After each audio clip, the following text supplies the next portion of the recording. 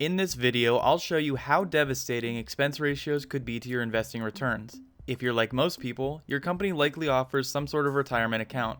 In the United States, it's often a 401k plan. However, similar types of plans exist around the world. Most people, when they open the account, they see something like this. The plan you are in gives you choices as to which funds you want to add to your account. And for most people, this is overwhelming and they don't really know where to start. I'm inside a Fidelity plan, so let's go through what's inside. There will often be different tabs giving you information, and typically, the average total returns is the one given by default. Inside this Fidelity plan, there is average annual total returns, cumulative total returns, daily quotes, fees, and restrictions. I'll explain why the fees section is often the most important information to look at and how some mutual funds are robbing people of their retirement money right in front of their face. For people unfamiliar with investing and making fund choices, their initial thoughts looking at this page might range from 1. I want the funds that had the highest returns from the last 5 years. 2. I want a mix of different categories to be diversified. Or 3. I want to select a target date fund on when I'm going to retire and stop thinking. I won't bash on target date funds or people that want to make choices based on mixing up the categories, but I would like to at least point out that perhaps the most important tab would be this one, the Fees tab. So now that we've made it to the Fees section, we can see how much these funds are charging people. The fees are there because, on your behalf, a group of people in charge of the funds are buying and selling stocks for you rather than you selecting your own. Looking at these choices inside this plan in particular, it offers the user the selected options with fees as low as 0.035%, or as high as 0.72%. So a person who is understandably bombarded with information, first of all, might not even click on this tab to begin with, and at the top, they might not even think that there's even a big of a difference between 0.035% of a fee and a 0.72% fee.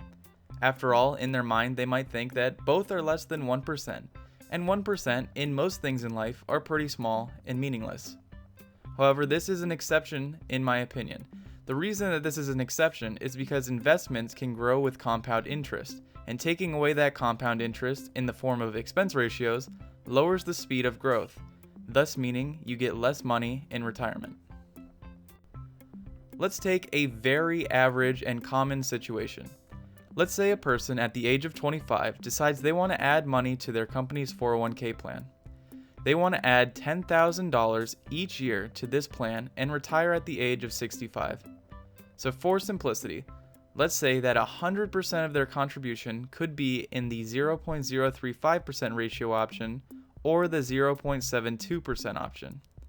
Also for simplicity, let's say that both plans over the course of 40 years make an annual 8% growth. Before I make the reveal on how big of a difference this is, leave a guess as to how big of an impact the higher expense ratio will be. Here's the reveal. The 0.035% expense ratio over the course of 40 years with our given example will take out around $26,500. However, the 0.72% expense ratio will take out a staggering almost $500,000 in fees over the course of 40 years. Now, isn't that a huge slap in the face? Assuming a 4% withdrawal of cash in retirement, that would mean that every year in retirement, you would have $20,000 less dollars. Isn't that completely crazy? Now imagine going back to the options selector at age 25. Again, you're new and might not know what all the tabs are or what difference the choices make.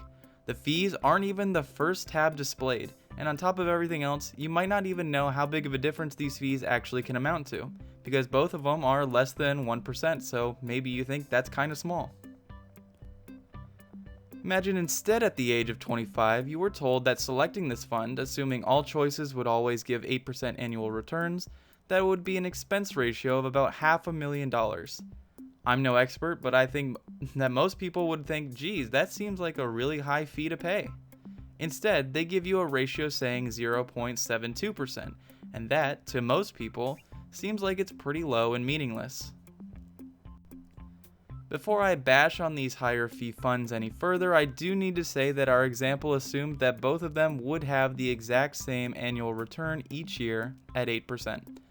In theory, these higher fee ratio funds could have higher than 8% annual returns, which, in theory, would make the fees worth it.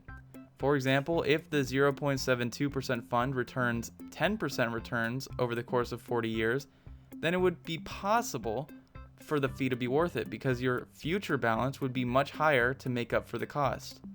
However, the same could be true in reverse.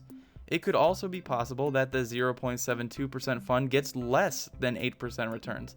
Then you're stuck with the lower balance because it compounded at a slower rate, on top of having massive fees that are constantly taking money out of your account at the same time. I searched for funds that had some of the highest expense ratios. What I found were some ratios that are eye-poppingly high, and while I won't say that these are garbage and that it's questionable how they are allowed to legally have fees this high, I will say that the returns on these funds need to generate in order to justify such high fees are exceptionally difficult. While looking at the performance of these funds, I do wonder if over 40 years they will have the returns capable to justify the expense ratios. And I must say that the past performance does not predict future performance, and that all investment choices are subject to risk. It's technically possible that these high fee funds will do great in the future, but I know that I personally, as for my choice, will stay as far away from them as possible and will not be purchasing them anytime soon. I first found out about the importance of fees in mutual funds when I read the book by John Bogle called The Little Book of Common Sense Investing. John Bogle happens to be the founder of the Vanguard Group, and Vanguard is a company that specializes in providing low-fee index funds for everyday people to invest in. Oftentimes, in most 401k accounts, Vanguard funds are selectable options for people to choose. While I personally really liked the book and felt that it was a great resource, I must also point out that it's heavily biased simply due to the fact that it's written by a person who founded a group specializing in index funds. The book goes into great arguments on why low-cost index funds are so important, and also happens to point out that Vanguard is often one of the lowest-cost index funds available to choose. I think most people can draw a reasonable conclusion that this book is thus another way to advertise his fund in a clever way. Regardless of the obvious bias, I still thought that it was a fantastic resource and learned quite a lot about index funds and making more informed choices by reading it. Of course, I took in opinions from other books and online resources as well when I made my choices, but I still felt that the advice given in the book stood out as some of the most well-explained and reasonable. I'll leave a link to purchase a copy of this book in the description down below for anyone interested in learning more, and by making a purchase with this book using the link, help support the channel by giving me commissions on sales. Thank you all so much for watching the video. Subscribe and hit the bell to stay updated on videos I'll be making in the future.